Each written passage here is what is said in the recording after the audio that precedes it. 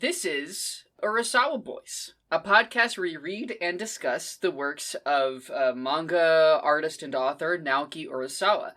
Right now, we're reading Monster, and Monster deals with a lot of dark and troubling topics and themes, so a list of content warnings is going to be available in the show notes. Thanks for listening.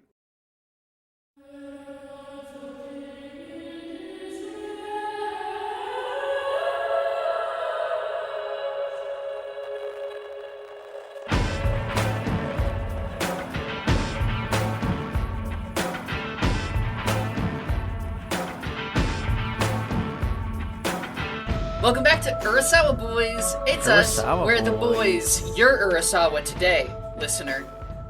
You're in the hot seat. You draw face manga. Yeah, Often with a partner, often two at a time. You're a fan of Stephen King. And we're going who's to the guy who wrote analyze the Astro Boy? shit out of... and Osamu Tezuka. There we go. Yeah. You know what? You're really good at what you do, and you should believe in yourself. Yes. Hi everybody. Hey. We're recording. It's been a long day for me. It's been a Been long one. Yeah, well, I wouldn't say it's been a long day, but it has been a warm day. So that makes it feel a little bit longer, I think, for me. So, yeah, I don't quite know what that means, but we're getting into the summer, which makes the days feel longer and slower. Look, here's the real deal. Like, I fell asleep, so last week, this is a story I didn't tell you that I was going to tell. Last week, here in Chattanooga, it was officially Chattanooga Burger Week. Now, listeners, you may be asking, what is Chattanooga Burger Week? Chattanooga Burger Week was a propaganda effort put on by the local Beef Council and the Chamber of Commerce, where all of the fun restaurants in Chattanooga came up with unique burgers, and they were $7 each. So Whoa. I had a lot of burgers last week, is what ended up happening. And you didn't tell me that was going on? No, I'll send you the website, because the website's very cool. Like, straight up, I would have come down. Oh, that sounds like so much fun. I know, I probably wouldn't have, but damn. I think it was 30. Well, you should come next year, because apparently this was the second annual one. So it's only going to get bigger from here. It's only going to get bigger.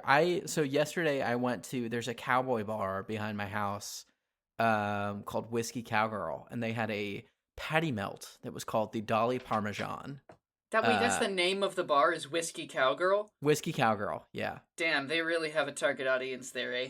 It's okay. It's different from the rest of the spots here in town. But they had a patty melt that was very good, and there were a bunch of middle-aged people line dancing while I was over there eating last night. So I ate my patty melt, came back, waited to watch Succession, and then fell asleep on the couch and woke up at like 2 a.m. this morning, and kind of drifted in and out of sleep. So I'm a little tired. It was a weird Sunday, I think is the best way of putting it. That sounds like a weird Sunday. Little detour there to talk about stuff that we didn't expect to. It's good pod. It's good content.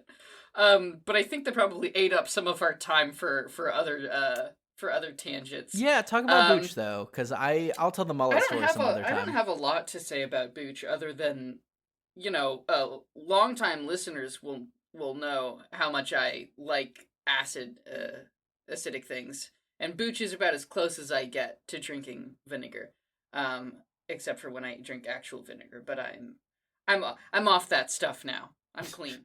I've listened to that segment probably 3 times. I think it's so funny. It's so good. Listeners, you have to remember, like, the conclusion of that is when Quinn holds up the thing of not drinking vinegar. It looks like something you should be able to drink. And that is the funniest part of that whole bit. It really does. I'm looking at the bottle right there. It's just right on my desk over there. Of course it is. Well, it said that you can store it. I'm looking at it right now. Here it is again, Matt. And it Hang says... on, putting the camera back on. I've got my notes open. Oh, yep, there it is. There it is again. It says, can be stored at room temperature. So I'm storing it at room temperature. Yeah, no, I don't have a lot to say about Booch, except that I prefer it with very few flavorings. Oh, really? Okay. So what do you go for, just like one that's like a black or green tea, or what? I mean, God, I don't know. I'm not like a fucking expert or nothing. I don't know what this is. This one's Which called Pure, so make of that what you Here, will. let I me see guess the it's label. based on green tea. Synergy. Yeah, I know that one. Mm-hmm. Yeah. Anyway, so I usually get this or I get the ginger one. It's either of those. I just don't want anything that's like I know they're gonna try and sweeten it. My favorite, well, so I like the sweet ones. My favorite is Hum, is the brand. Mm-hmm. And so when I was in college, when I worked for the newspaper, we would at a certain, because on the newspaper came out on Thursdays, so we would do copy editing and like prepping for print on Wednesday nights, and it was usually pretty late. Uh-huh. And the newspaper office was in the same building as the student center, which had like a little snack shop that sold kombucha in it. And so at some point during the night, we would say, "Oh, it's Bucha Clock," and all of us would go across the hallway and buy a thing of kombucha. And that was always really fun. Shout outs Amelia, shout outs Angelica, shout outs Josie. All right. We did our fun little traditional pod intro. Give Yeah. us some feedback. Let me know if you guys like those or if you just want us to get right into the meat and potatoes. We're reading Monster. And in this case, it's chapters 60 through 68, which is the back half of Perfect Edition Volume 4 and Regular Edition Volume 8. This is a really good reading. I like this better than the previous two readings. I think I do too. By a lot, I think. I liked last week's reading a lot, or the last time's reading, like the Richard chunk. But I do think that this is more exciting. This feels most similar to, I think, maybe the second and the third reading. I don't know. I think this is a lot like the reading where Nina was introduced. Yes. Yeah. Because we're coming in on something. It's like high stakes, lots of tension. It's a good balance of, like, there is still some investigation, and it's done very well, but it's balanced with a lot of plot items actually moving forward and seeing characters in new circumstances that are interesting. I think it's just got more momentum than last reading and the reading before. Definitely. Yeah, and that's kind of how this one is set up, right? Because if we remember, the last reading ended on kind of a cliffhanger where Dieter, Reichwein, and Rudi have all realized that Tenma is going to do something terrible, and how are they going to stop him?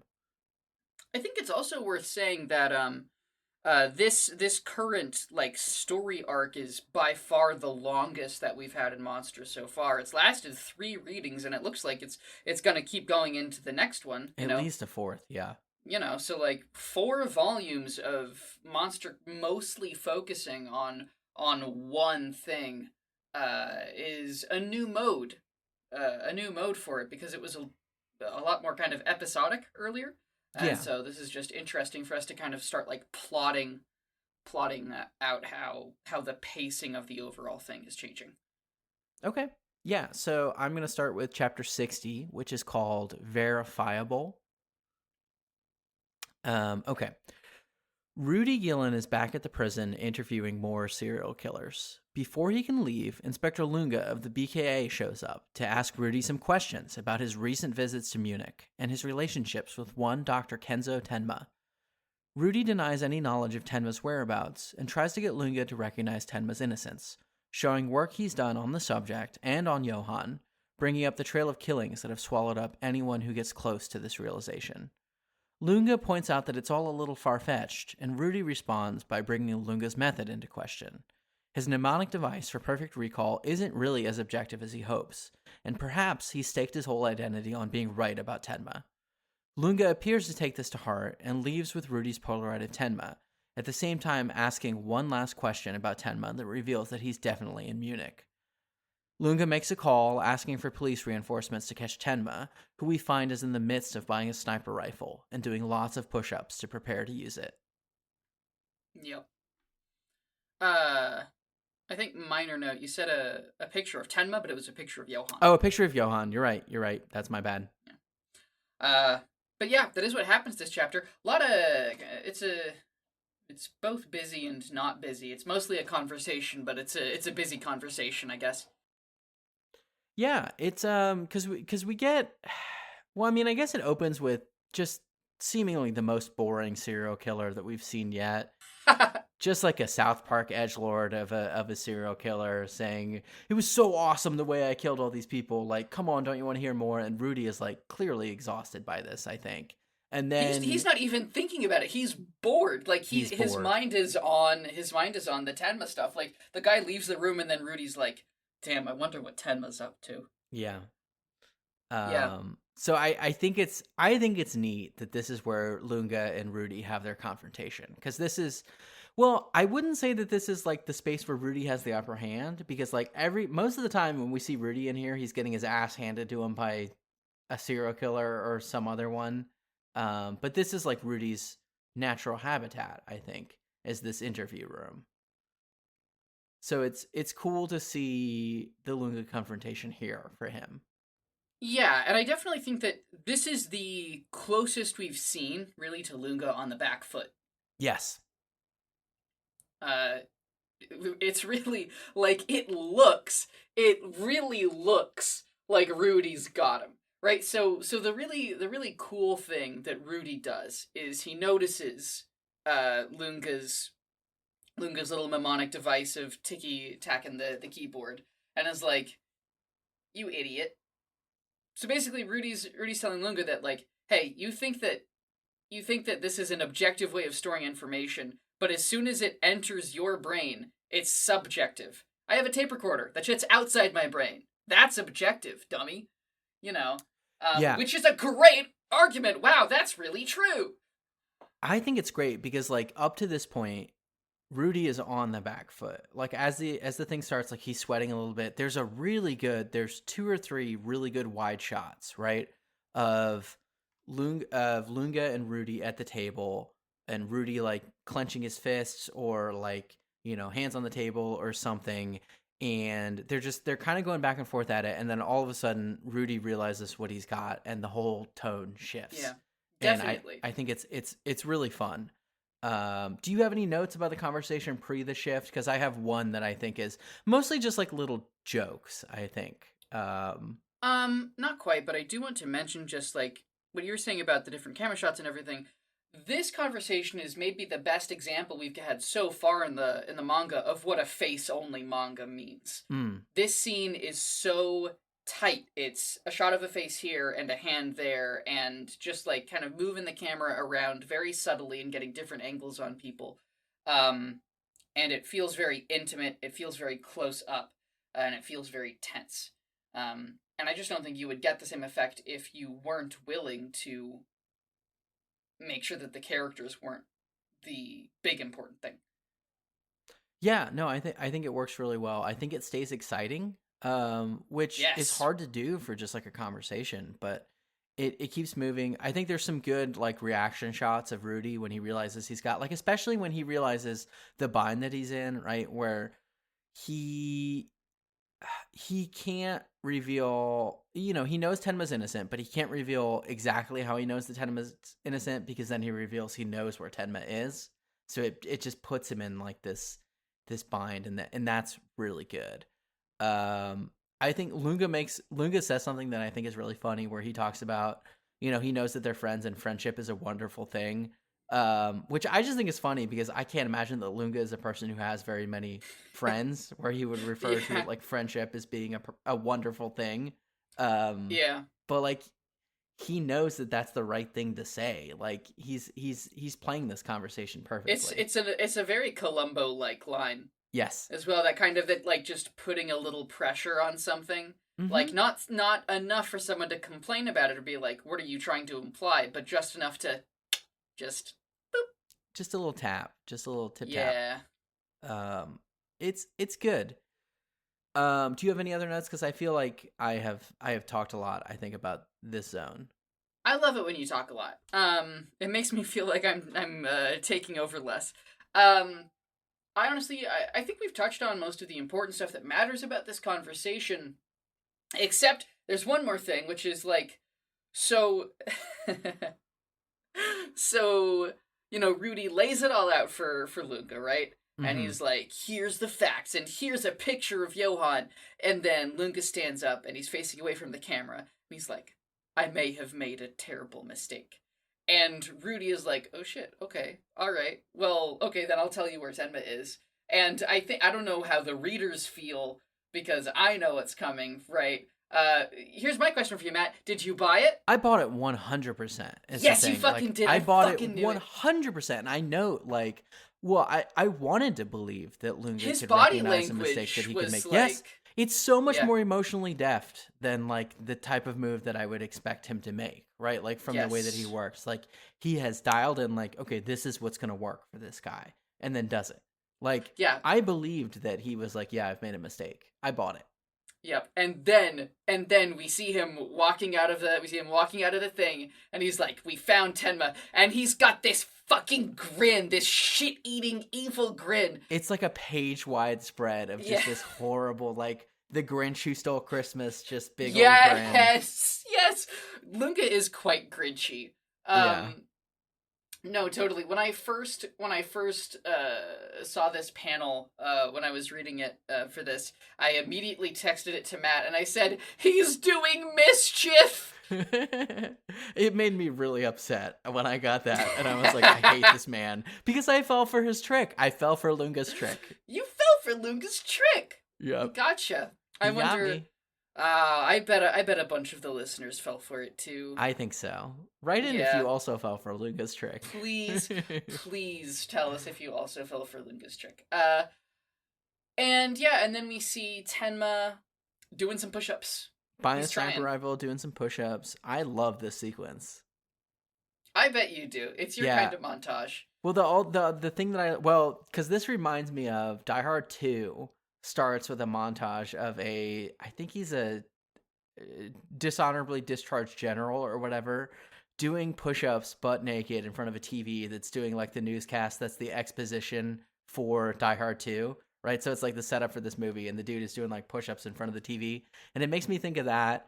I just think it's good. That bit right there. But the other thing that I really like about this is Tenma's doing push-ups in front of the TV, and they're talking about like Schuwald and Johan and all these conferences that are coming up. And I think this chapter ends, if my notes are right, this chapter ends on a panel of a shot of Johan, right? Like smiling at the camera. And the announcer is about to move on to whatever comes next in this news broadcast, and says, "Our next story, ... which just I think is like so good. It's so good. Yeah, it's tasty. I love it. It is tasty. Yeah, this is also a short chapter too, clocking at about 20 pages. Okay, Which it makes zips sense. by. Yeah, I think it goes quick, and I don't think it needs more than it has. I think it's nice. Okay. Chapter 61. After the party. Lotte meets Karl in the hall to invite him to a dance. He's too busy.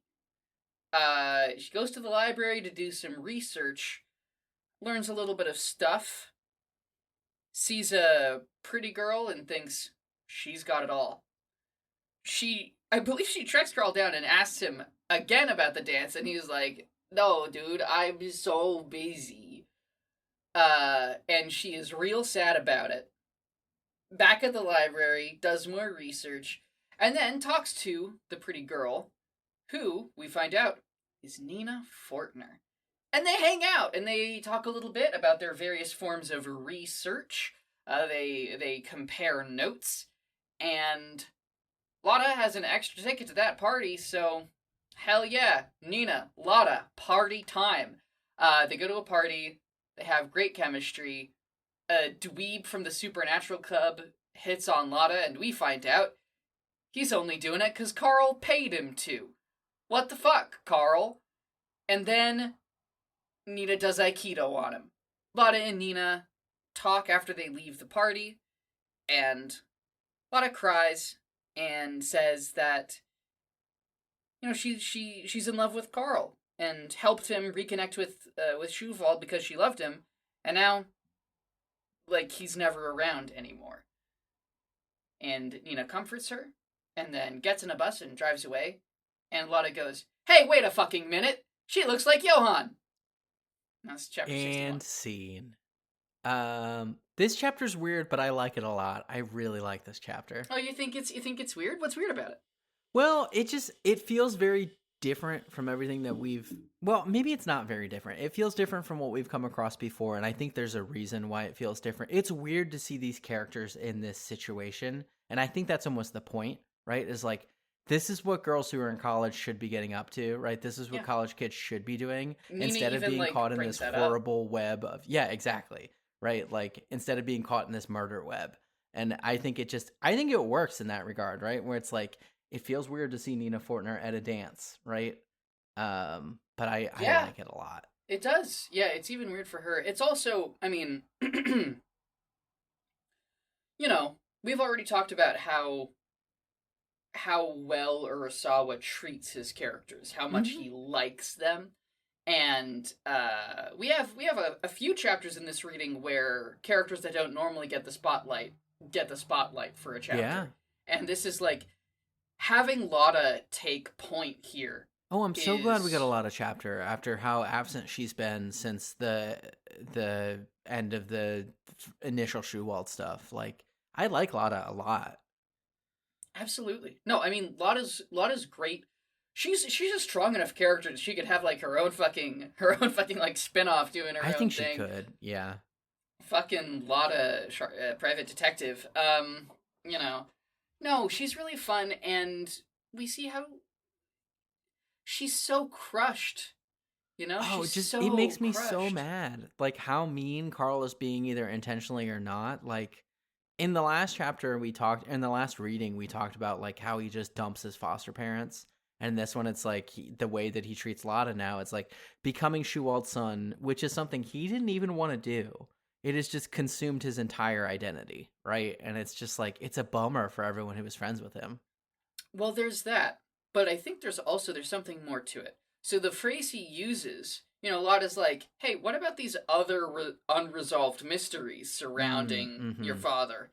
And the phrase he uses is, everything's settled. Right? And this, to me, echoes what Schuwald said to Richard in last reading. Yes. Which is, everything's resolved now. Right? And, like, we talked before when Karl was introduced about how he has, like, a really expressive face. Like, he has a lot of feelings. We see him in these chapters, he's serene. He's pretty blank. Johannified. Yeah, I hadn't noticed it until you just called it out right now, but that's a good catch. Yeah, you know, so it's clear, like, it is intended to be creepy and weird that he's withdrawn, that he is now isolated. Johan's got him. Isolated. That's an interesting way to put it, like, considering that, like, he is connected with his biological father, but we're saying now he is more isolated than he was before. That's interesting.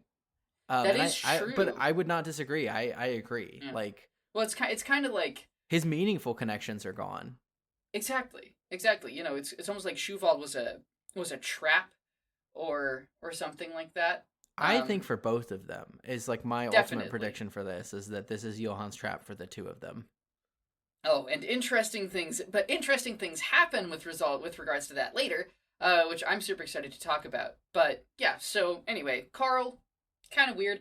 Karl, what the fuck are you doing paying somebody to dance with Lotte? Like, it's such a bummer. That's the biggest bummer ever. Like, it's something that you think would be sweet, but it's just like even worse than just like not even showing up in the first place. Like you've got Schuwald money. Pay like a cool dude. Well, I do want to say I think it's great that the leader of the Supernatural Club's name is Constantine. Right? Oh yeah. You think that was a reference? This is the 90s. It could have been a reference. It could be. I don't know, but but then that name is so poisoned by John Constantine for me that I just think it's very fun. It's Constantine, he would tell you. Yeah, I know, but he's lame. Matt. I love Constantine, but he's a poser. We're gonna have words about this. He's later. A poser. He's a poser. Matt, stop digging. Okay. You son of a bitch. Hey, I'm gonna go back a second. I'm gonna go back a second for something that you can like that I'm gonna say. So the Fucking mucous sequence membrane himself. the sequence where Lotte is watching Nina in the library, right, and like trying to figure out who this person that she's seen before is, we get dual sequences of them working on the computers, and I want to say that the onomatopoeia for Lotte is clicking, and the onomatopoeia for Nina is clacking, which is truly the two sounds of using the computer sadly and excitedly. Is that true? Yes, it is. You looked it up? I looked it up. God, that's funny. Fuck. God. The two genders. The two genders. The two genders clicking and clacking. That's a TikTok right there, is hot girls using the computer and sad girls using the computer. It's really, like, after the second time she gets rejected, we see her at the computer, and she's got her, like, head on her hand, and so she's, sad. like, she's just using one finger to tap idly. Or click, she clicks. Click. She's not clacking. It's clicking. We previously established. Just click. It's so sad. And then her and Nina are talking, and she's like, "You're so pretty. I bet you don't have any problems at all." Yeah, and then I'm Nina like, just has the saddest look in the world, right? Where she's like, damn, I wish that were true. Like, imagine telling Nina Fortner she probably doesn't have problems. And I think the thing is, she knows that, like, Lotte does not mean anything wrong by it. I think it's almost just like she's so sad because, like, Nina Fortner, of course, has problems, but also it just seems like she wishes she could be concerned with the trivial stuff that Lotte is so concerned with, right? Yeah. And Lotte is just so hurt. They're both valid. I love them both. I mean, obviously, I still have a huge crush on Nina Fortner. Like, no lie, no surprise here. Matt, Nina, Quinn, Lotte, double date. Double date. Take him to the movies. Burger and a milkshake. And these two honestly have really nice chemistry. And it's cool to see a couple of ladies interacting. I like it. Around. Yeah. I don't know. Does this pass the Bechdel test? Do they talk about anything that's not men? I don't think they do. I don't think it does pass the Bechdel test, but it's still something. Nice. I like it. It reminds me of the in college I got into briefly the Archie reboot, the one that Mark Waid and Fiona Staples did. That's which team. I really liked. And it's similar vibes to that, right? Where it's like we're doing mature, like, I mean, because this is a whole genre of comic, right? Is like girls who are friends with each other, right? Like that's what Archie is originally. And it's like fun to see that in a weird, different, more weighty genre. I don't know. Yeah, no, I mean, you're right that this chapter really feels like a strange intervention of another genre into Monster, kind of for the purpose of contextualizing and being like, this shit sucks. Like, living this way really sucks. Return of the Aikido. Yeah, I loved it when she broke that dude's arm. Like, incredible. Just fucking, fuck yeah, Nina Fortner. Hell yeah. I big fan. I like the end of this when they're looking up at the stars. Like, I really like that panel. Where I think Nina, because I wrote it down in quotes. The bad stuff won't last forever. We can't let it. That gets to that refrain that we've been saying a couple times of, tomorrow will be a brighter day. Comes up again later too. Yep. And that's a sentiment that I like a lot. So good stuff. It's also really refreshing to, it is so grounding to spend time with someone whose concerns are more human and more normal, and to see Lotte crying because the boy she likes isn't paying attention to her. Yes. Like, it's something that really, like, gives the reader, like, something to hook into, and also to really be like, oh, here is where I, a regular person, stand in relation to the insane shit that's happening in Monster. Like, that is the gulf. That is the distance between how life should be and what our main protagonists are going through. Yeah, like, Grounding is such a good way to put it. Yep. It's good. We got a lot of pod after out of 60. Yeah, 61 there. I think we liked that chapter. I think we did. We like Lotte. We like Lotte. We like Nina. Lotte, we like Nina. We like it when they break men's arms. True. Who doesn't? Okay. 62. 62 is entitled Holy Land. The chapter opens with Tenma in a gun range, blasting away with the sniper rifle. The arms dealer remarks that he's a good shot, but the gun makes it easy. He gives Tenma 4 bullets, free of charge, and lets him know that if Tenma can get close enough, he'll be able to get the job done, no problem. We cut to Tenma in the forest, looking at Schuwald, Karl, and Johan through a scope, contemplating what he has to do. And then Johan turns and looks seemingly directly at Tenma. Tenma's alarmed and then caught off guard by a local elderly birdwatcher, who remarks on how often he's been seeing Tenma lately. Tenma continues to train, doing push-ups and losing sleep, hardly eating, which the people at the restaurants he visits begin to notice and eventually call him out for. The chapter ends with Tenma back in the forest, watching Johan before he vomits at the thought of pulling the trigger. He happens upon the birdwatcher, who is collapsed, twisting his ankle and passing out. After performing first aid, the birdwatcher tells his story. He grew up in these woods and was so friendly with the birds that they would land on his shoulders. When Hitler came to power, he joined the Nazi secret police. He followed orders to chase a fugitive into the woods and executed him. After that, the birds seemed to avoid him, and he has spent his life apologizing for that action. As he finishes his story, a bird lands on Tenma, and the two are moved to tears as the man announces, "Never again will blood flow in these woods." Real powerhouse of a chapter. It's a big one. It's a big one. I just checked, it's only 24 pages, but it really packs a punch. Yeah. What do you think about the sniper rifle sequence at the beginning when he's training? That color is so fucking baller. It's great. My God. Like, there's this big... Yeah? Yeah, there's purple, and we really haven't had purple before. Yeah, so there's this big thing, like, Tenma spread across the top half of a spread, right? And he's got his sniper rifle, and he's firing, and the background of that is this vibrant purple. It is such a smack in the face and has so much impact. Like, what I think it happened both when I was reading it the first time and when I was reading it to take notes today. I turned to that page and I went, whoa! Woo! It's good. I like it a lot. I think it's a fun sequence, and I think it works to, like, get you a little, because the arms dealer is like, you're good, but you're not that good. The gun's making it easy for you. And we as the readers who have seen Tenma, like, doing all this stuff are like, okay, dude, like, don't go hard on Tenma. He's our boy. He's a good shot. We know he is. Like, I think it works. Like, it gets you to gang up on this guy a little bit. Yeah, this guy's very shady. Extremely shady, man. So, yeah, the full color is good. How do you feel about, like, the monochrome color that it moves to? I really like and I mentioned this in the chapter where it started with Karl looking at all the people on campus.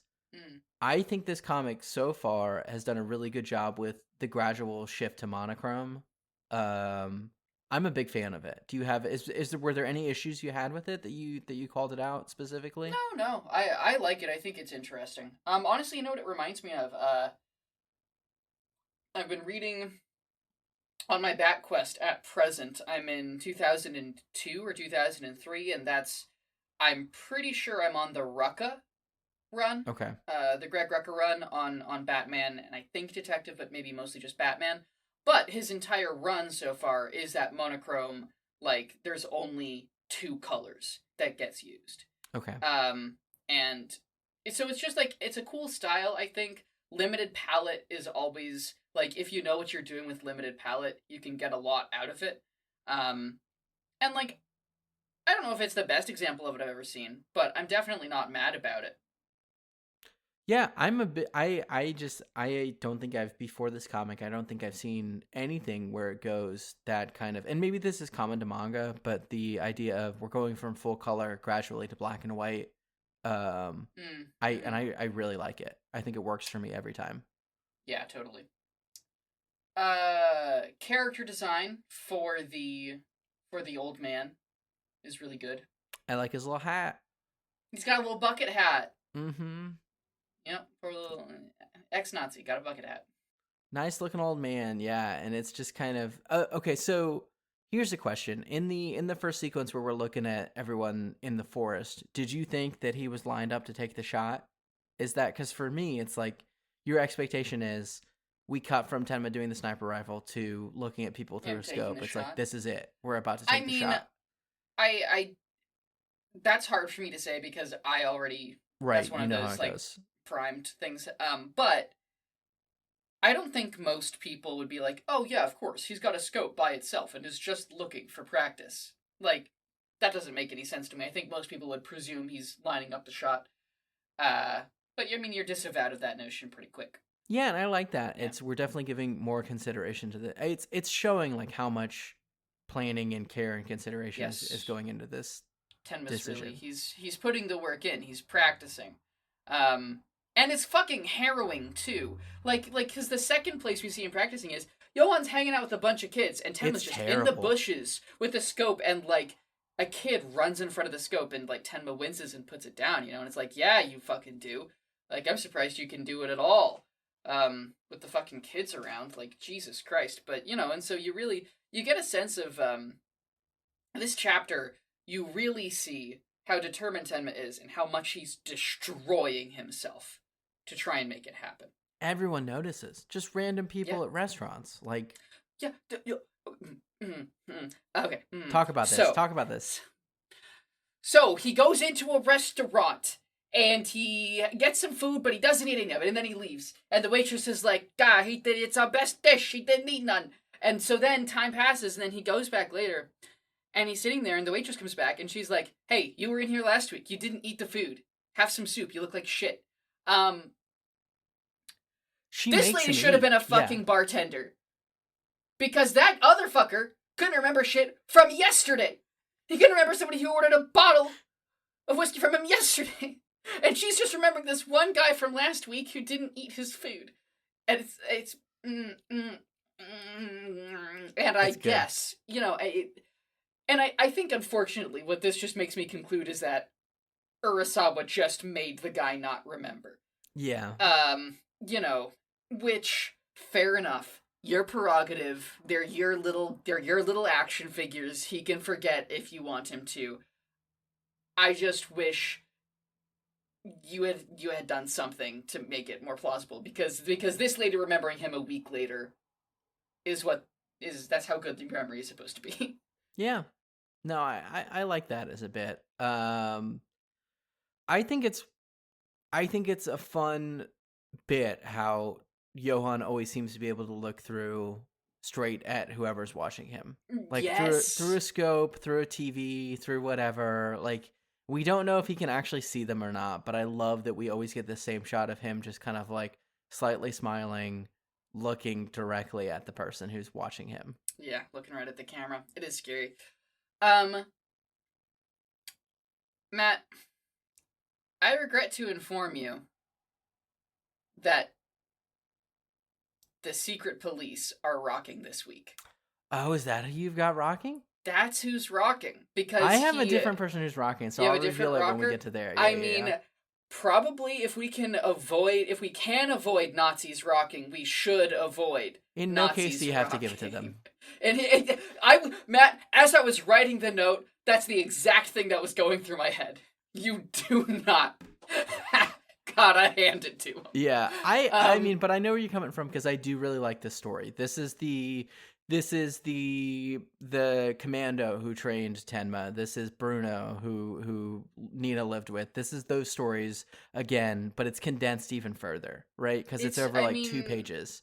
Well, it's also a different. So, like, if we're looking at these side characters as different perspectives on murder, different reasons, different paths, right? What makes this character a new perspective is that he was doing it for country, right? And was following orders in a sense. He says right? the thing, the cliche about Nazis. I was just following orders. Yeah. You know.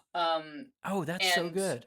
Yeah, and that makes him different. That makes him different from Rosso, because Rosso wanted food, right? Rosso didn't know to value human life. This guy knew he should value human life, but valued his place in society more, you could say, or something like that. He had orders to do. So it's another, yeah, it is another form of murder, another context for the taking of a life. And it's just interesting to me how Monster is just this like guided tour through the different reasons and routines of taking life. Yeah, so I'm gonna read word for word the note that I made, because I think it links up with what you just said. I said, over and over again, this comic is giving us, frankly, kind of corny stories of people who thought murder was their only option and then have spent the rest of their life regretting it. But they work, and it's daring us to realize that the mission that this comic has set up for us, kill Johan, is not what we should be rooting for, right? Like, we think this is the only way that this should go, and it's showing us over and over again, no. Like, it's maybe the only option you shouldn't do. Yes.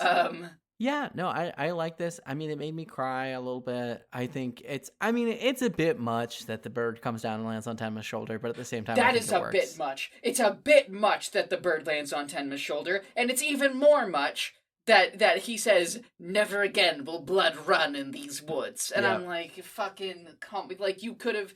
It's another instance of Urasawa just not being able to help himself when the reader could absolutely 100% make that connection. Yeah. All right. Do you have anything else for this chapter? That's another it for me. Good chapter. Oh, we also forgot Tenma does doctoring. Yeah. He does. He does doctoring, and it sure was lucky for this guy that Tenma was there. How about that? Sure is lucky for him. Oh, actually, I did have one more thing. I forgot to. I wrote that down, didn't I? Surely I wrote it down. Oh, yeah, okay. Anyway, there's a bit, we see Tenma doing push-ups again, and the TV's on in the background, and it's like a prize show. And it has nothing to do with jack fucking shit. It's just like, here's the prize, a brand new RV. And it's just this really interesting choice that really, like, there's Tenma doing push-ups, sniper rifle on his bed. He's here to kill a man. There's a prize show on TV. This guy wants to win an RV to go camping with his family. I will say the one thing that's nice about this is it cuts to, again, Tenma with the sniper rifle, and we still have a little bit of audio of the quiz show, and it's first question with Tenma lining up the sniper rifle, which I think is just like hard as hell. Well, it's not is that not quite it? Have I remembered it wrong? Because I don't have it right in front of me. It cuts to the sniper rifle on the bed. Okay, first question, sniper rifle on the bed. Okay. Yeah, and that still is pretty hard, I would say. It's hard as hell, but not quite, yeah. Chapter 63, The Children's View.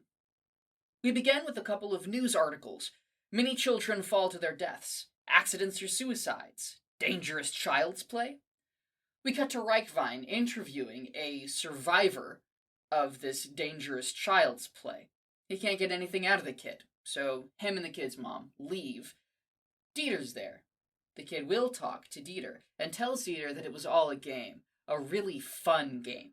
And he leads Dieter out of the hospital, and says a lot of really weird shit as they walk through town. He trips an unhomed person and is real mean to him, walks across a busy road, all the cars stop for him, and he's basically like, yeah, the world's different now, just like he said it would be. He leads Dieter to the top of a rooftop. They gotta play that game again. And he stands on the edge and he tries to get Dieter to stand up and play the game with him, where they walk towards each other until one of them falls. But Dieter won't do it, because Dieter likes food. And he likes Tenma, and he fucking likes being alive. And he affirms that. A gust of wind comes by, almost blows the other kid off. Dieter saves him, and the kid admits that he's scared after all, and that he can't be like Johan. Dun dun dun. Ba-da-bam! This chapter is really creepy. This chapter creeped me out. Oh yeah, big time, big time. It's Fucking just hell. every piece of it, right? Like the way it opens is so different from the way we're used to these opening, right? Like I don't know if we've had news clipping openings before. This is a new one. No, it's unusually non-diegetic for Monster. Like Monster is usually pretty good about like showing us stuff from the perspective of someone in the world or something like that, but this is like it's very much like 60s the newspaper whirls up out of the screen, you know, children dead, and then it whirls back and then another newspaper, you know. But it's an interesting feeling. Yeah, and I think I mean, I gotta imagine it's set up that this way because like you have to know that backstory for this chapter to work, right? Like you can't just be like, hey, this kid has fallen off a roof. Like you have to realize this is in a chain of this happening. And then you immediately, your stomach drops as you realize like Johan works with children. Things are happening to children in Munich. Uh-oh. Okay, well here's a question though. Because like, okay, so this is how Urasawa chose to do it. Would it be successful? Do you think it would be successful if he had maybe a couple nurses talking to each other and are like, hey, you heard about all those kids falling off the buildings? I honestly think this works a little bit better. Like I think that would have almost been tackier. Yeah. Yeah. Like it's maybe just because we haven't seen this before, because it's novel. Yeah. Yeah, it's a big bomb to drop no matter what. And yeah, I agree. Okay. But yeah, this kid's a freak. I mean, he's designed to remind us of Johan at the beginning of the story. He's in the same configuration, right? Like bandaged head, that sort of thing. It's visually the same as Johan in the hospital bed in his coma and immediately afterwards, right? So then my mind jumps to like, is he trying to make more Johans? Which I think is the thing that I said in reference to him working with children. It is, yeah. And that just creeps me out even more, I think. Yeah, the kid does say, our friend, the friend of the superior kids. Which is just so Nazi coded, it's not even like... You never want to hear the word superior. Nope, never good. Just like, applied to people, never a good thing. Red flag. Not a good sign. Black and red flag. Yeah, the kid just says a lot of really creepy shit about being chosen and... when you come back to life and stuff like that, you know? Yeah. He's really... I think that probably the summary, like, really gets most of it across. We don't need to, like, go through the list. Yeah. But it's really uncomfortable. It's a deeply uncomfortable chapter, and, like, Dieter's there. And you can see how fucking freaked out Dieter is the whole time. Dieter's like, what is going on?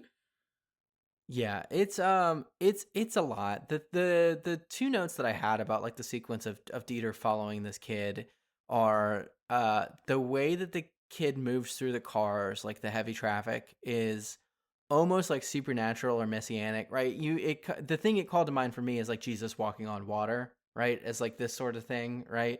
And that goes with what this kid has said about like when you come back to life, everything's different, blah, blah, blah, blah, blah. He calls himself chosen. He says he was chosen. Yes, he does.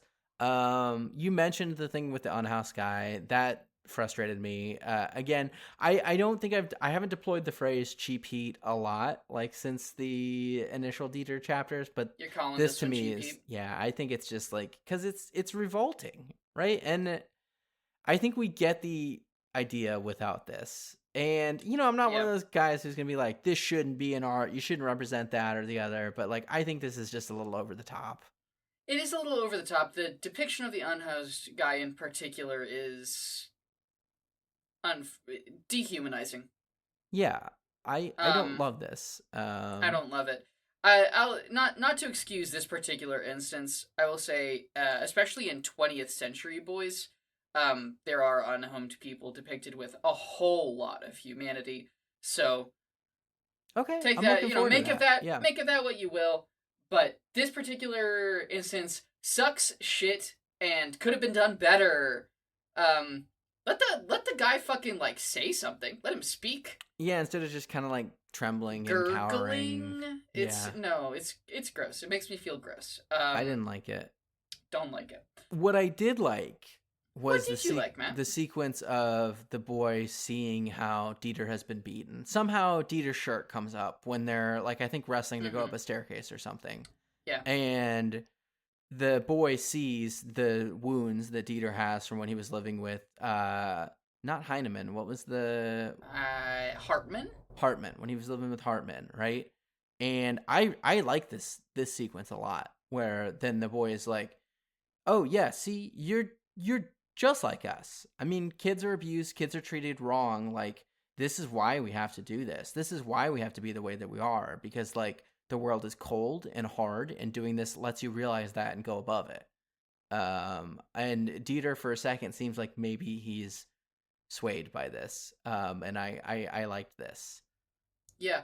No, like, yeah, it is a not unpersuasive tack to take from a child to another child. Yeah. Which, like his exact phrasing is just like, your parents did that to you, and you still want to live in their world, like, by their rules. You know.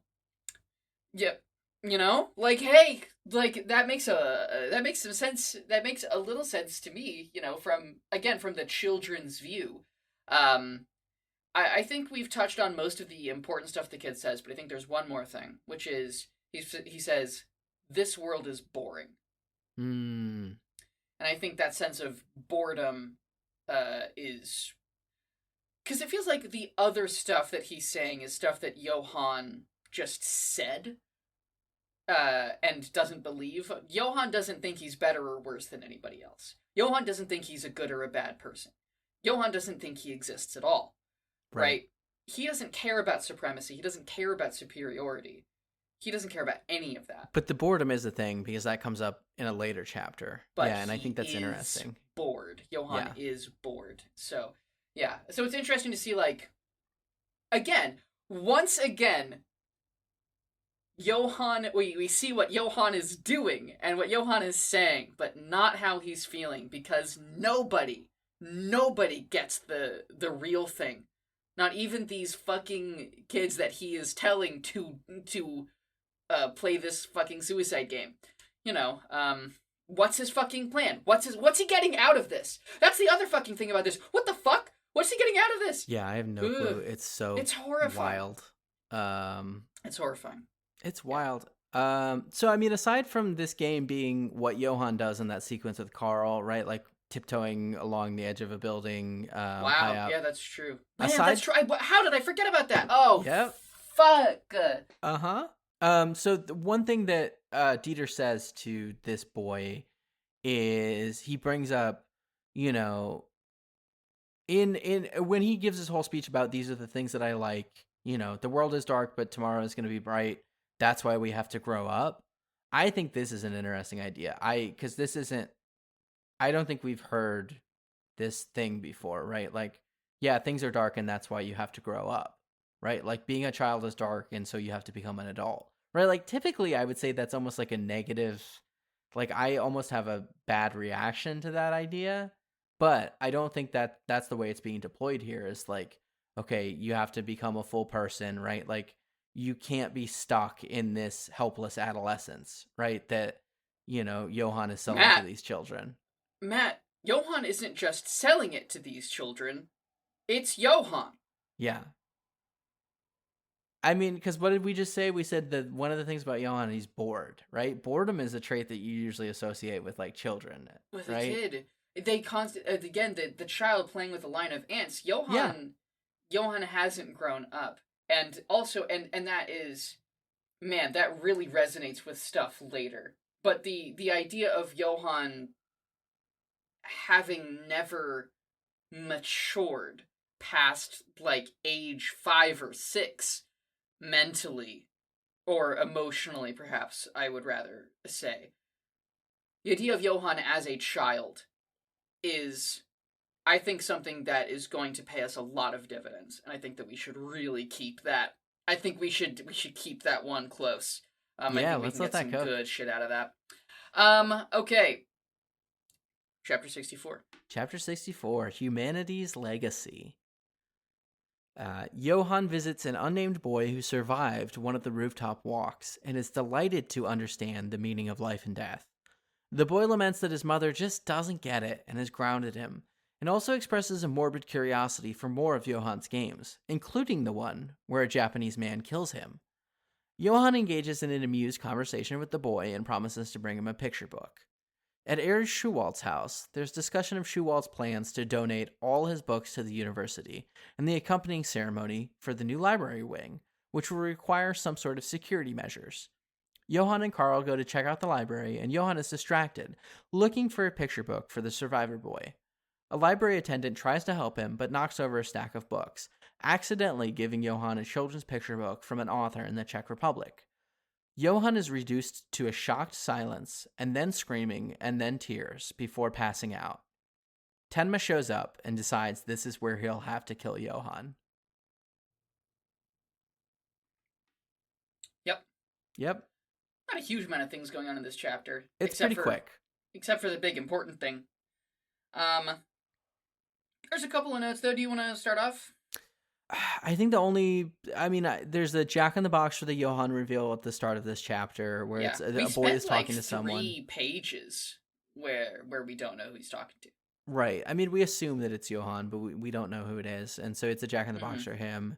The only note that I had about that kid's monologue was the survivor sees death, and the one who falls understands what it means to live. Because I guess in the last chapter we had a boy who fell, like seemingly to his death. And then this one, we have the boy who didn't fall. Not the same boy, but a boy who didn't fall. So it's like coming at it from 2 angles, but I don't really know if there's anything interesting to dig into there. Yeah, so the kid says, I saw death with my own eyes. And it makes me think of what we were talking about how Monster is exploring different relationships to ending someone's life. Okay. And this obviously isn't the same mode as the other ones. But, yeah, I mean, his mother says he doesn't seem to comprehend what he's done. And I think it is revealing part of what Johan is trying to do or wants to accomplish with this. Which is, he wants these kids to be so acclimated to death and to life-taking that, I mean, I guess we could say that he's trying to make someone like him. That seems to be the implication, that he's trying to find someone who approaches it the same way he does, who shares his values. I don't know, though. Yeah, I think even if he's not trying to make someone like him, I do buy what you said about he's trying to share the way that he sees these things, right? Mm-hmm. About death and life taking. So I don't know. It just continues to be very creepy, I think is my big note for this. Like, I don't like that he's allowed to work with children. Yeah. We're also, another thing to note, his mom says, you have to talk to him. I've tried. He listens to you. So Johan is isolating these kids from their parents as well. He's always doing it. That's his move number 1. He does it in one way or another. Johan.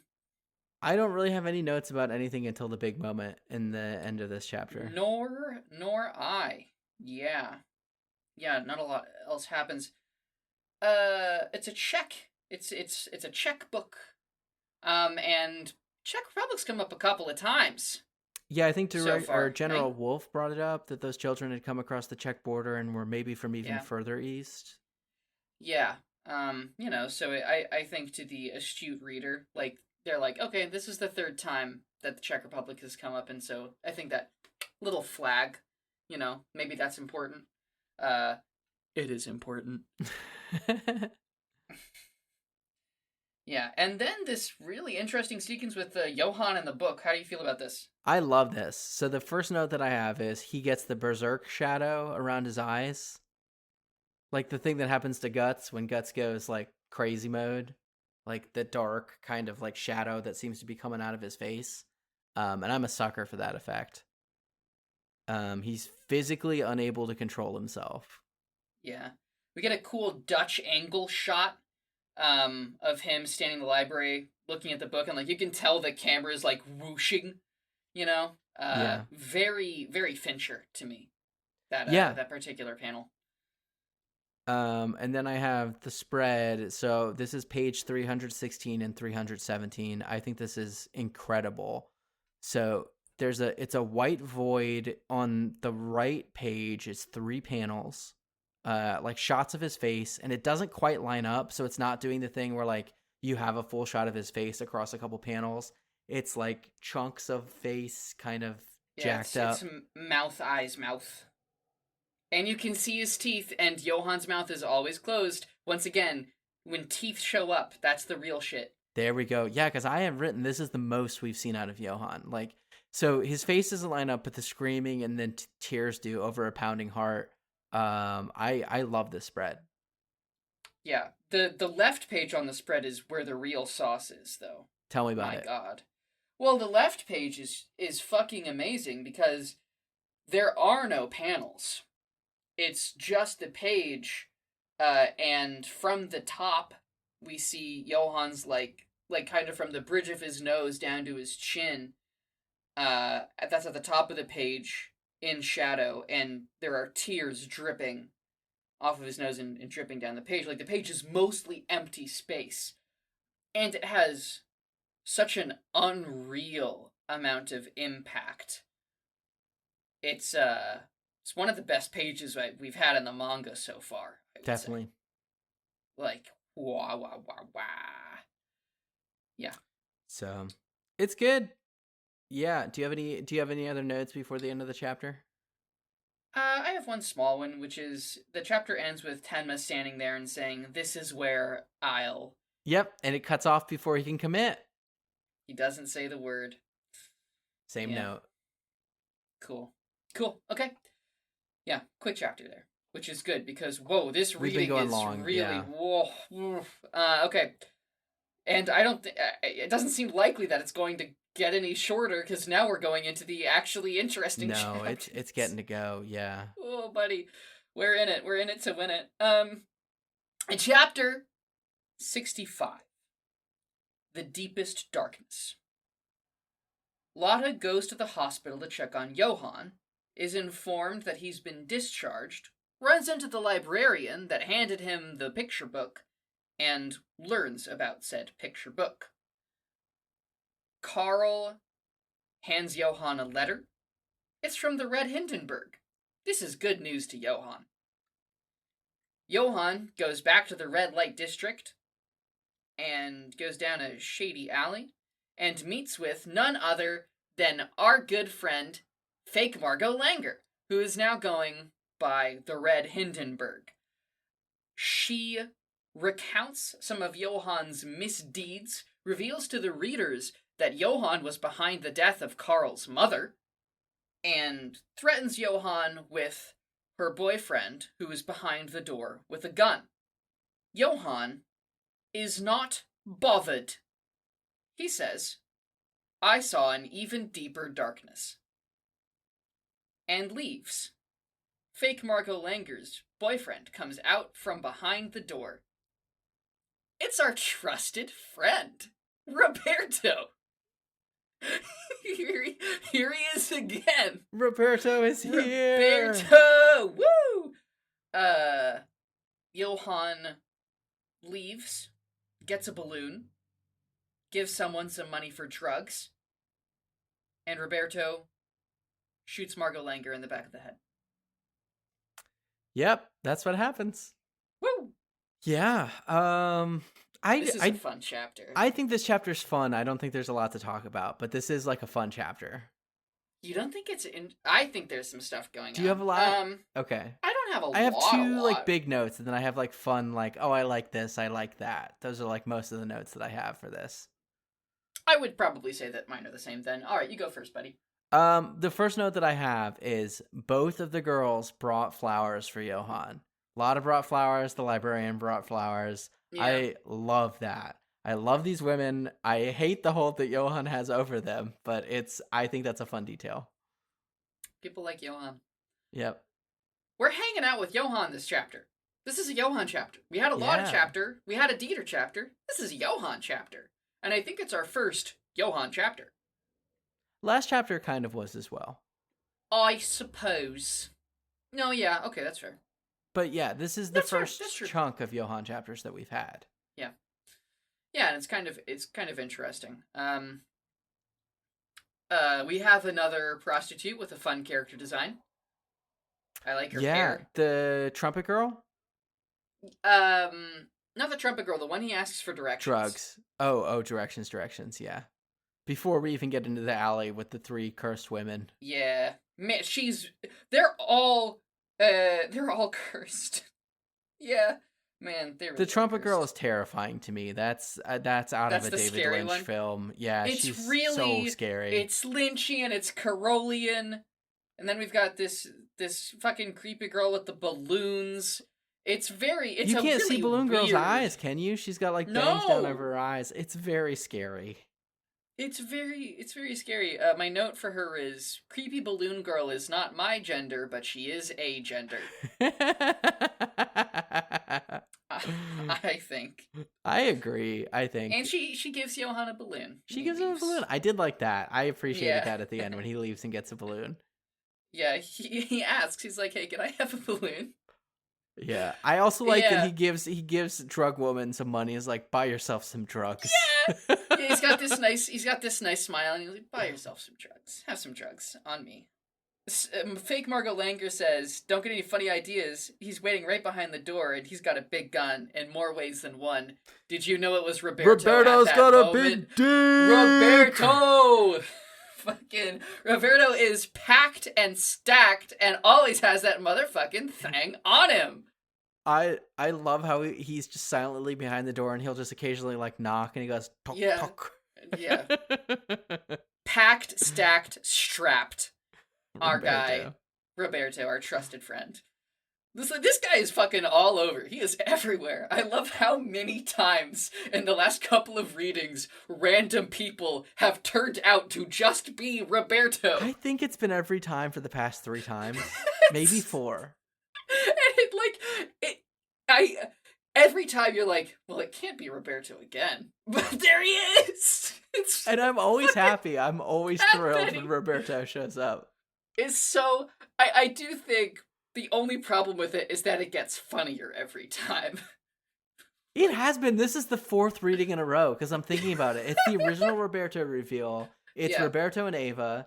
It's Roberto in the therapy office. And now it's Roberto in the prostitute's den. This one, oh my god, it's so funny. I love this. I love it. Oh, it's so fucking Do you have any thoughts about the nickname he gives her, the Red Hindenburg? The Red Hindenburg... she gave it to herself. No, I think he called her the Red Hindenburg. She went by Red Sophie. No. She said, first you were Margot Langer, and now you're the Red Hindenburg. I think it was before Margot Langer, is how I interpreted it. Is that before Margot Langer, she was Red Sophie. Okay, but doesn't she say her lover calls her the Red Hindenburg? Oh, yeah, anyway, that's what my lover calls me now. So maybe she came up with it. I don't know, but yeah. I was like, the Hindenburg. I mean, it's big and full of hot air and goes down in flames. I don't know. That's. I mean, she's a big lady, and I expect her dress is red. So. Okay. Yeah. Is what I figured it was, and she is doing a really good job of trying to intimidate Johan. If Johan wasn't Johan, I think she'd be doing really well. It would work. She goes for it, yeah. Yeah, like, she's like, playing the game, she's chain-smoking. Wasn't it convenient when Margot Langer passed away? You know, she's really putting the screws to him, and Johan doesn't give a shit. No, because he says, what does he say? He's no longer interested in Schuwald? Yes, okay, so that's the fucking thing, right? Like we said before, we're in the middle of Johan's plans. He's got some plan going for Schuwald. He doesn't care anymore. He's bored now. He's bored. Something. So this is the thing. Johan is like, I thought I saw... Wait, what does he fucking say? I thought I'd reached the darkest place possible. But in fact, I went beyond that. I saw an even deeper darkness. One, he looks creepy as fuck when he says that. He's got his open eyes, and he's not smiling. It's nice and creepy. It's fucked up. So, but what makes this really scary, what makes it a truly frightening moment, Johan has undergone character development, which is not something a villain's supposed to do. Oh, interesting. His goals and priorities have changed. We know it's because of the picture book. But a character that we already did not know what the fuck they were doing now has a completely different plan that's even less predictable and even more fucked up. It's interesting. So, because the next thing he says is about the I don't exist, right? Yes. Okay, and this is again the thing that we talk about all the time, right? Like, you know, if you don't have any connections, if everyone who knew you is gone, do you exist, right? And that's what that calls to mind for me. What General Wolf said. I think someone else said it last week. Maybe they talked about Schewald before Karl came back into his life. This was what Johan did to Schewald, was got rid of everyone that knew him. So is this Johan coming to the realization that he also does not exist, or I don't think it's a new realization. Yeah. I don't think it's a new realization. I just think it's the first time we've heard it. Yes. Yeah, but that is a good point. Johan has strategically made sure that nobody knows him. He has designed himself and his life so that he does not exist. He has kept himself isolated, the same that he does to his victims. I meant to bring this up during the Lunge Rudi chapter. You know, because one of the things so Rudi pulls out his research and says, like, hey, I've done all this stuff to prove that Johan is the one that did this. And Lunge looks at it and basically says, like, this is all coincidence. This is so far-fetched. And, like, that is the thing that you and I have talked about, right? Is that this manga is driven by a web of coincidences, right? And, like, I don't know if this is intentional or not, but it's almost fun to imagine that, like, Johan creating this web of coincidences as another layer of defense is, like, kind of fun to think about, right? Like, no one would ever believe this. It's too tenuously connected, you know? Like, Johan is definitely the kind of fictional mastermind that can only happen because it's fiction, in a manga, right? Yeah. Like, this is, like, Johan is all Batman gambits. Yes. Which, for the listeners, a Batman gambit is specifically a gambit that revolves around you being able to perfectly predict how people will respond to what you do at all times. And if they do anything that you don't predict, everything goes wrong. That's all Johan does. And it works every time because it's fiction. But, man, does it make for some always thrilling fun. reading. It's so, it's so exciting every time it happens. Yeah. And yeah, I don't exist. That's another thing that's gonna come in handy later on. What a chapter. What a cool chapter. Yeah. And even though Roberto didn't get a huge spotlight, hey buddy. We'd love to see our friend Roberto. We'd love to see our trusted friend Roberto. Chapter 66. Shining a light. Okay. Quicker summary here. This is another Tenma helps out the local doctor chapter. But this time he's in an underground clinic in Munich with his sniper rifle. The doctor in question this time is a young Vietnamese girl who immigrated to Eastern Germany with her dad and took up doctoring after he was murdered by neo-Nazis when the wall came down. She operates on the local marginalized population who can't go to hospitals for fear of being deported. Tenma helps pick up the work so she can rest after 2 straight days of working. The two operate on a sex worker who's been shot, and then Tenma reveals why he came. He has heard that when fake Margot Langer, the Red Hindenburg, was shot, this doctor was the first one on the scene. It was an execution with no emotion or sense. Tenma realizes it was Johan, who is falling further and further into darkness, and gets back on his way, as the doctor begs him to stay, considering that perhaps the one falling into darkness is Tenma. Matt, you ever get the feeling that maybe the path Tenma is on is, like, less than ideal? Hey, maybe. Speaking? Yeah, I think I'm just realizing it this week that maybe this thing that he's doing is not good. Yeah, like, I don't know. I was really with him up until I this was point, here but for his then- journey to murder a possibly mentally injured boy until now. Yeah. Well, and then she said that thing about how he's falling into an even deeper darkness. And Yeah, that I made never me thought go, of that. That whoa, we thought Johan was the whoa. darkness, but maybe it is Tenma. Exactly. Who is, Exactly. Yeah. It seemed like Johan. Fuck. This bit only gets funnier every time we do it. It really does. This is a cool chapter though. This is a chapter that I think about a lot. Just because like it's cool that Urasawa is spending times in these like communities of racial minorities. Yeah. And like what their lived experience is like.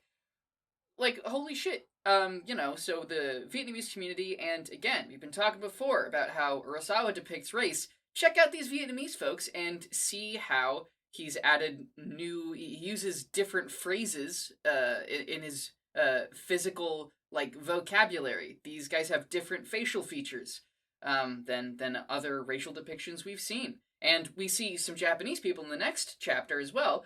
Their faces are still constructed differently. So it's just like, I don't know, this is just one of my favorite things about his art style is how much care and attention he puts into this. I think it really adds to the verisimilitude of the work.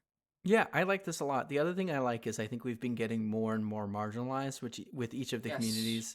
So like first we had the rural community that Tenma was with, right? With that doctor. Ooh. Then we had the Turkish quarter. Yeah. And now we have, these aren't even just immigrants, these are refugees, right? And they're at risk of being deported is kind of the thing that the doctor brings up, right? So we're really getting more and more marginalized as we go. I think this is maybe my favorite style of chapter is Tenma is helping a local doctor. I'm a big fan of these, just all around. This might be the last one we get, to be honest. That's too bad, but that makes sense. I think there's only so much we can wring out of it, right? And this feels like, if it's the last drop, it's a flavorful one. Yeah. The Vietnamese doctor character is really good. She gets a ton of character building in a single chapter. Like, in a single chapter, you really get her whole deal. And it's a good, cool deal that really, like, is talking about some real shit. And it just struck me as you were reading the thing. Her dad was killed by neo-Nazis that came to Munich after the wall came down. It's the fucking baby. That's the baby. Oh, it definitely is the baby. It's the fucking baby, that son of a bitch. Yeah. And another thing that's really interesting is, like, the racial praxis on here is fucking... honestly, out of this world. Yeah, there's a bit that I didn't bring up in the summary, but I know we had talked before that you really liked. Do you want to get into detail on that? Yeah, I will. She says, I'm just going to read some of her lines. Some thugs calling themselves neo-Nazis killed my father. Because his skin was a different color, they just killed him. Fucking A. Good God. Then she says, I was put in an orphanage. A German family adopted me. But they only took me out of a sense of charity. Poor little yellow-skinned girl. Oofa fucking doofa. Urasawa's getting into performative adoption. Damn. Yeah, it's... Fucking damn. That's going in. That's going in hard on, like, some actual shit that actually fucking happens. On, like, what it means to be marginalized and how even, like, quote-unquote well-meaning people are just being fucking, like, colonialist weirdos about it. Mm-hmm. It's good. She accomplishes a lot narratively in very few pages. I like her. Her and Tenma have a good thing where, like, he's shocked that she's as good of a doctor as she is. He's kind of like gently saying, making her let him help. They have some conversation about, like, you need to go to school so that you can do this because, like, you're talented. And this is it's some real pull yourself up by your bootstraps, go to the West, and this is a land of real opportunity thing where he's like, this is a place that rewards people who, deserve it. Which is maybe a little bit more idealistic than I feel, but I still think is, like, a nice sentiment at least. I like the interactions between the two of them. Yeah. Well, I mean, and her response to that is also pretty nuanced, which is just like, hey, asshole, what do you think happens to all these people who can't go to the hospital if I go off to your fucking medical school? Like, they need me here. Yeah. Which, fuck, hard to argue with that, big guy. Yeah. Yeah. And then the prostitute comes in, and she's shot, and the doctor is like, hey, I can't do this. And then Tenma rallies. As long as a patient's still breathing, don't give up on them until the very end. You love to see it. Fucking cool. It's nice, and it's nice to just be like, oh yeah, this is Tenma. Like, this is who Tenma is. He's a good doctor. This is the first thing we know about Tenma is he is a good doctor, and he continues to do it, even in this. I had one note about when they have the discussion of Margot Langer being executed. The way that the Vietnamese doctor talks about it is she says that they just killed her. There was no sign of passion. It wasn't any of these things. It was, they just killed her, which is exactly the way that she talks about her father being murdered, right? Oh, yeah. They just killed him. They just killed him. Hey, that's true. It's the same arbitrary evil in both cases. Arbitrary evil. That's a good phrase to put in. Yeah. And then she goes hey Tenma, are you about to go kill somebody or something? And then he gives her the sad over the shoulder smile. No! Not the fucking sad over the shoulder smile. No! Sad Hulk again. He walks off down the road. It really is another sad Hulk moment. It's so funny. So, yeah, it's a good chapter. I was surprised when it showed up, and like I said, I always like this style of chapter. Yeah, it's good. It's really good. I honestly feel like we could probably say more about it, but we're running. I don't have too much more to say. Yeah. Yeah. I guess I feel like there's more conversations to be had about it. Not right now, but like, if we ever have a Discord, I feel like there's like some fruitful stuff in this chapter. I don't know. Okay, chapter 67. I am Tenma. Listeners, I'm grimacing in advance, just so you know. I love this chapter. In this chapter, Lunge's a racist. That's the whole thing. I'm glad you're here at the top. Like, that's, I don't even, like, fine, I'll summarize. Lunge does some investigating by meeting some Japanese people who knew Tenma when he was in university.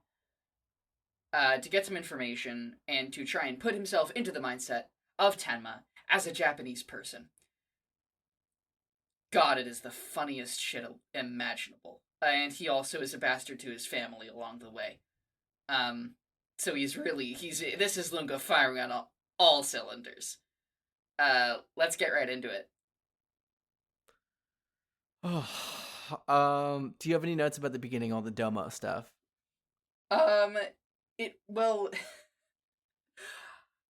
It's really, like, look, we're a couple of fucking white dudes in 2023, right? There's clearly cultural context here that we don't have. Here's my guess. Here's my best guess. I think that these characters are a satirical depiction of Japanese business culture. Yes, that's what I've written as well. Right? Like, specifically business culture, specifically like salesmanship. It feels like Urasawa's making fun of him. Like, it feels like he's like poking some fun, making a joke. To me. Yeah. So I'll say two things about this. One is, like, to kind of confirm what you're saying. So I work in automotive. That's my day job.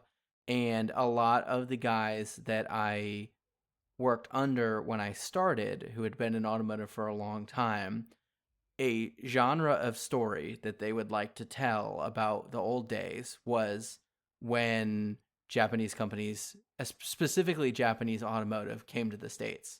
And a thing that you hear all the time is people talking about the way that Japanese companies run their plants, right? And like the kind of awe and respect that these guys have for the discipline and like culture of those Japanese companies expanding into the States in like the 90s and late 80s. So I think, like what you said, I think there's probably something there. Like, if you think about it, this is when Japanese technology is taking over the world, right? Like Sony and yeah. But the funny thing, so we see these Japanese businessmen talking about playing around a golf, domo, a lot of domos all around, and then we cut to Lunge being like, domo, huh? What an inscrutable people. Which is the funniest fucking line.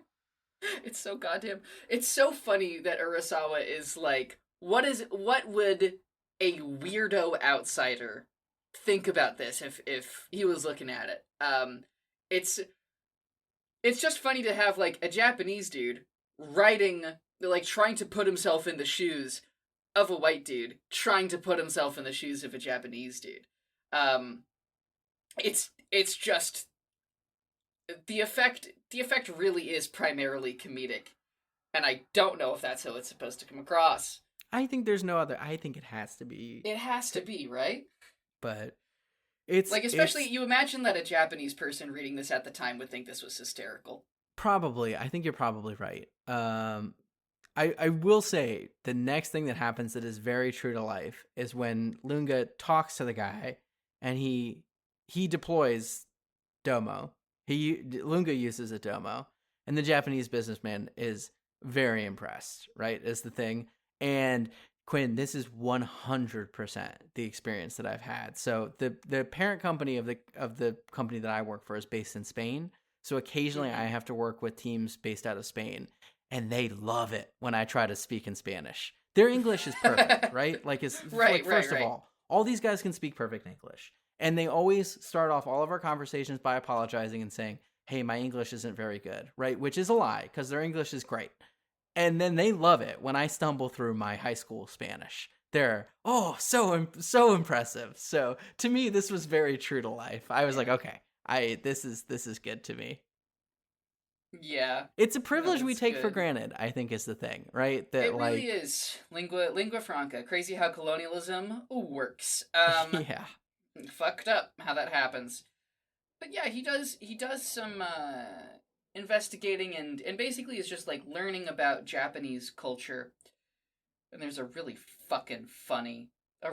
funny scene and an already funny chapter where Lunge is looking at himself in the mirror and he's holding chopsticks and he says, I am Japanese. Domo. I am Japanese. I am Japanese. God. Fucking Lunge. Insane behavior, but it's very funny. Unhinged.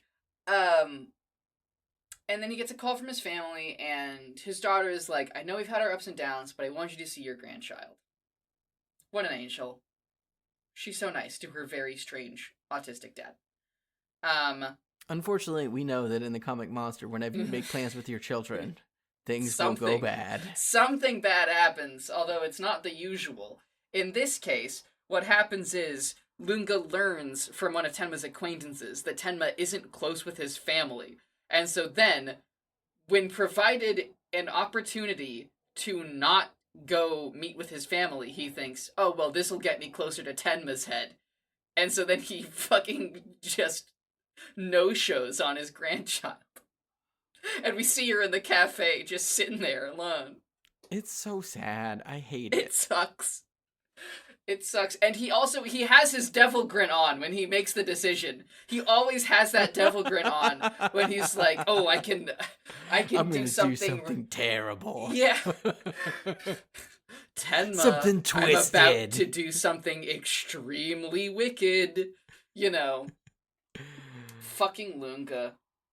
I thought it was interesting, the reveals that we get that Tenma, like you said, that Tenma's not close with his family. Tenma doesn't really have any connections to friends or to Japanese culture, and he's really mostly unremarkable aside from being a very good doctor, according to these guys.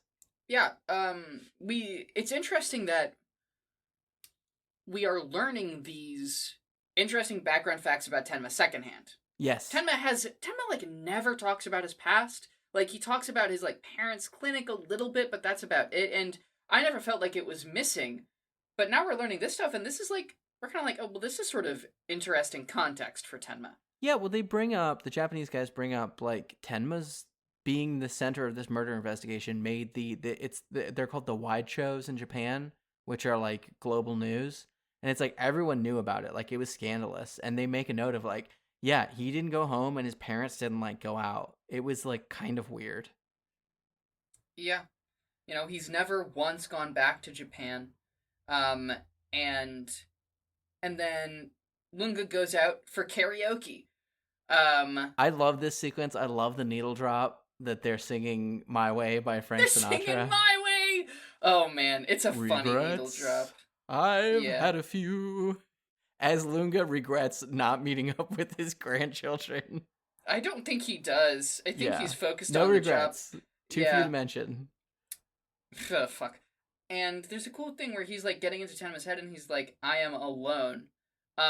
Which we've never really thought about Tenma that way, but yes, that dude is alone. Or at least like he was already kind of isolated and then he made some connections and now he's trying to isolate himself again, but we never really thought about Tenma as alone. It's a good reveal coming from a very unexpected source, right? Hugely. Yeah. And that when Lunge says that, it's a great panel because we see Lunge sitting on the couch, and these like these having Japanese businessmen up front, and everything in the panel is a little grayed out with a bit of a staticky texture, except for Lunge that's in perfect focus. And it's a really hello. It's Urasawa reminding us that like he's not a show off, but he's no slouch. It's good. Yeah. And so the Japanese businessmen are like, hey, how was that meeting? Like you were over there in the Czech Republic. Did you get that picture book for Schuwald's assistant? You gotta get in good with the assistant, if you want to get in good with Schuwald.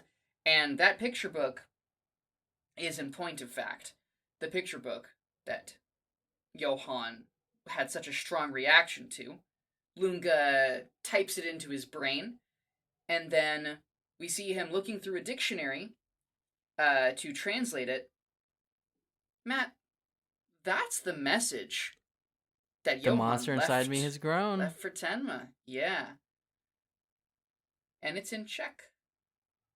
Podívejte se na mě. Ooh, listen to you. Listen to me. I know a little Czech, just a little bit. I like this reveal that it came from the picture book. Like I was like, oh, when this happened. Yeah. And it's also because it's a cool reveal because Johan, I think we can assume from his reaction to the picture book, didn't know about the picture book. Yes. But he was repeating something from it, not even knowing. Or he had forgotten about it or something, and this was so buried in his psyche, yeah. Exactly. It's something, it's so, in even deeper darkness, and it just makes you as the reader go, what does this mean? It's an awesome, like, final reveal. So. Yeah. Yeah. Anything else for this chapter? I think we None hit me. all the big stuff. I am Japanese. I am Tenma, Domo. I think in the dub, I've seen this clip from the dub because obviously it's an extremely clippable clip. And I think he says specifically, I am a Japanese man, which is even funnier. No. Chapter 68. Unnamed Hero. Okay, last chapter of the night. Rudi Gillen interviews another murderer who knows and admires Johan and refers to him as, quote, his hero. The man reveals that his next move, if he was Johan, would be to murder his current parents. Concurrently, Reichwein shows up at the Lieber's house and tries to convince them that Johan is dangerous. He is ultimately unsuccessful and leaves, distraught and frustrated, realizing that these Lieberts live for that boy. Rudi talks to the murderer about the game that the children have mentioned, where Johan will be killed by a Japanese man, and the murderer laughs, saying that Johan could survive a nuclear apocalypse. Rudi and Reichwein meet and compare notes, trying to figure out how to stop Tenma, and Reichwein decides he has no other option but to meet with Schewald and tell him everything. Meanwhile, Tenma goes to the library and hides his sniper rifle, before running into Lotte, who is looking for a Czech dictionary for the picture book that caused Johan to collapse. They talk for a minute before Lotte leaves, and Tenma climbs into place on the stacks to take a shot at Johan during the ceremony. Da-da-da. Yeah. This chapter's fun. Yeah, this dude who we open with, he's a greasy freak. He's so greasy. He's another serial killer with a fucking serial killer ass design. He's got the greasy fucking hair. He's got like a little fucking sex offender mustache on him. He's gotta be French. Matt, coming out Sorry swinging the against French, the Frenchies. but... We just insulted this guy twice, and Matt immediately says he's French. He seems French. He seems like Pepe Le Pew.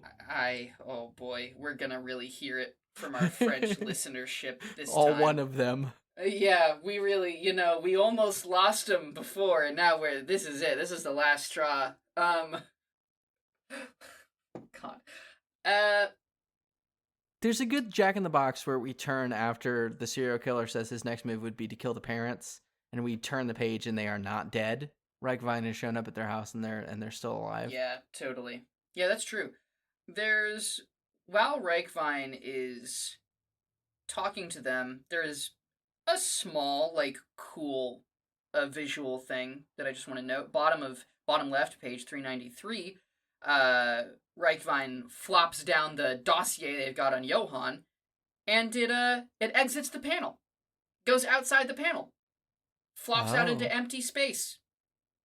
There was room for the panel to do the whole thing. It's not a big thing, but it's just another fun instance of Urasawa being like, oh, I'll throw out a little fun something here.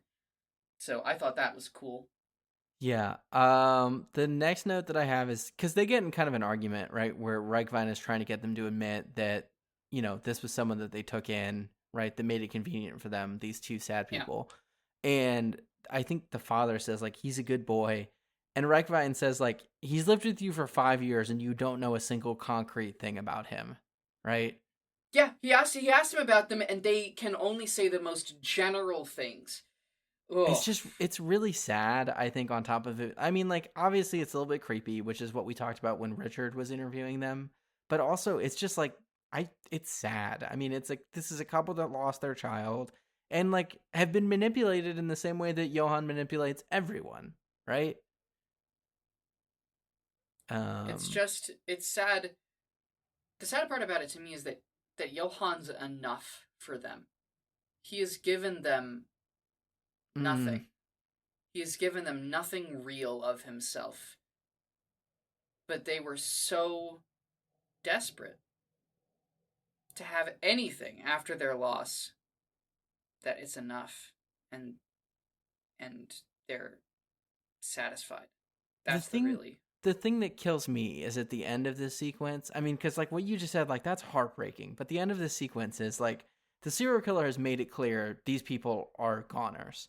And as Reichwein's walking away, they step out into their garden and they look at their apple tree and they say, I think we're going to have good apples in the spring or something like that, right? Yeah. It's just, it's so sad. And it's Reichwein, it's not even that he's upset at them. It's just he pities them, I think. It's I mean, you're walking away from two people are dead. Mm-hmm. And you tried fucking everything. You put everything on the table. And it dropped into empty space, into a vacuum. They didn't hear a fucking word. They didn't respond to anything. It's really, they're not connected. They're not connected with reality at all. Yeah. And I have known people like that. I have been in that situation, and it's the stuff nightmares are made of, to tell someone something that is true, and and they don't hear it. Not to get too real on this media analysis podcast, but I've just been there is all. I think another thing is that the line of ants is back. Yeah, it comes back. I think it works better here. It works better here, and it would work even better here if it wasn't where it was before. If this was the first time we'd heard of it, then I would go, oh, you know. But it comes up here, it works good, and Reichwein has a great fucking line. You want to hit this one, Matt? No, you hit it. You hit it. Reichwein is pissed off. He hears the thing about messing with the line of ants, and he says, even ants have souls. It's hard as hell. It's, like, so goofy, but, like, it's perfect. It's perfect. How does Urasawa do it?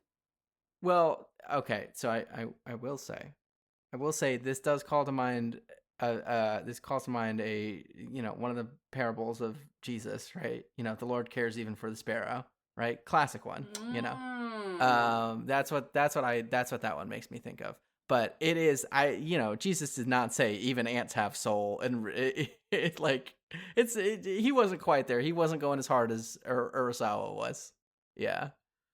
You heard it here first. Urasawa, holier than Jesus. No, I said Urasawa went harder than Jesus in this instance, in that story. my bad. No, you're right. It completely took you out of context there. I think it's fun when Tenma and Lotte are in the same place at the same time, and neither of them know each other or know that they're both kind of working at the same problem. It's this cool, like, ships passing in the night, and you're like, please realize. Lotte, stop him. But Lotte doesn't know what the fuck is going on. She's just there for a book. Yeah. I love that she's still at it. Like, I love that she's like, she knows that she has to do this, and she's still going. She's trucking along. I have the notes from the little bit of translation that she does. I guess the story starts about a hero with no name. He couldn't understand how a monster. Important here. Do you have it? Yeah. I'll just read it. Like, I imagine we're going to read the text of this book a number of times in this podcast because it goes hard. So listeners, just settle in for that.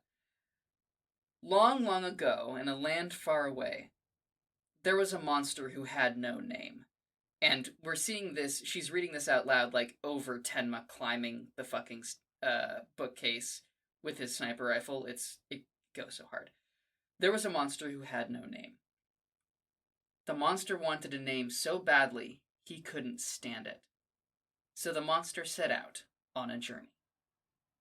And then the library closes, and we have this fucking killer shot of, like, Lotte in silhouette. This hard as hell black and white shot. Hell yeah. Yeah, that's so good. I think, are we at segments? Because my proposal segments. My proposal for who's rocking was Japanese businessmen, purely based on the karaoke segment and how much fun they're having, and also all the demos that they do. Okay, here's the problem. Rockin' requires two things. It requires being very good at your job and your wife leaving you. Or in general, losing something valuable to you because you're spending too much time on your job. I thought that was an important quality. I think you're right. It is. And for this reason, I submit that the secret police are rocking. Oh no! Because this guy did his job and lost his connection with the birds of the forest as a result. Yeah, unfortunately, the secret police were rocking this week. Sorry, Drill. Sorry, Drill. We did have to hand it to him. We did have to hand it to them this time. And only this time. Hopefully, never again. I really don't ever want to have to do it again. I don't like if that. We can avoid it. If we can avoid it. But rules is rules. Do we have a favorite Tenma moment? Yeah, I do. It's when he's doing push-ups in front of the TV. He's just like me for real. He's just like... Oh, God. Matt, next time we hang out, I want to, like, recreate the Denji, he just like me for real meme with you. like your face on the fucking television. I think that would be really good. Yeah, I agree. Just like me for real. I think my favorite Tenma moment is the one where he... Man, there's actually a lot of good picks in this reading. Tenma gets a lot of good moments here, but I think my pick is when he's telling the doctor not to give up until the very end. That's good. You know, because it's just, like I was saying, it's a window into Tenma as he's supposed to be, Tenma who he should be if he wasn't in this nightmare. So that's my favorite Tenma moment. Favorite side character moment. It's Lotte and Nina looking up at the stars and having their conversation after the end of that chapter. That's, for me, that's my favorite named character of this reading. And we went long on it. We talked a lot about it, so I don't have to go again. It's gonna be Dieter using the power of food. That's good. To grab hold of the meaning of life. I can identify with that. You know, I had a really good sausage today. He says, I had some leftover pasta we went to dinner for my aunt's birthday on Saturday evening. So I had some leftover pasta tonight for dinner. It was great. Cool. Hell yeah. Yeah. So that's mine. And then unnamed or super side character moments. It's Trumpet Girl for me. Scary Trumpet Girl. Yeah. Trumpet Girl. I am terrified of her. If I saw her in an alley, I think I would pee myself and run away. Like, for real. Mine is the waitress giving him soup. That's good. And telling him you look like shit, eat. I just like food. I like food. Anytime food comes up in, like, an emotional context, it just gets to me. Yeah, totally. That's just how I be. Cool. Okay, those are the segments. That's it. We did it. Good job. This one was a bit chunky, eh? Yeah, we're at I think 210. We're at 210. I think after edits it'll be normal. Next week we will be reading chapters 69, nice, through 77. Yes. Yeah. Wow, those are two cool numbers to be moving between, actually. That's fun. Yeah. Oh, right, Matt. Hey, where can people find you on the internet? Hey, yeah. So I'm Matt Fennell. I'm at blarpole.net. That's my blog. I keep saying I'll post some stuff there, and maybe I will sooner or later. But the main thing I do is I run the Twitter feed for Urasawa Boys, which is at Urasawa Boys. Yeah, that's how he makes most of his income. Yeah, no. No, I have a job, but I do post on that Twitter. It's very fun. And then I'm on Discord. I'm in the Brain Trust. I'm in the Range Touch Discord. You can find me. We can hang out. So that's where you can find me. Quinn, where can the people find you? You can find me on Twitter at 200 Proof Games. That's 200 Proof Games. Maybe I'll post, maybe I fucking won't. You can find me on TikTok at authenticity.trip. Maybe I'll post, maybe I fucking won't. Hey, speaking of things that are definitely going to post, we have a Patreon.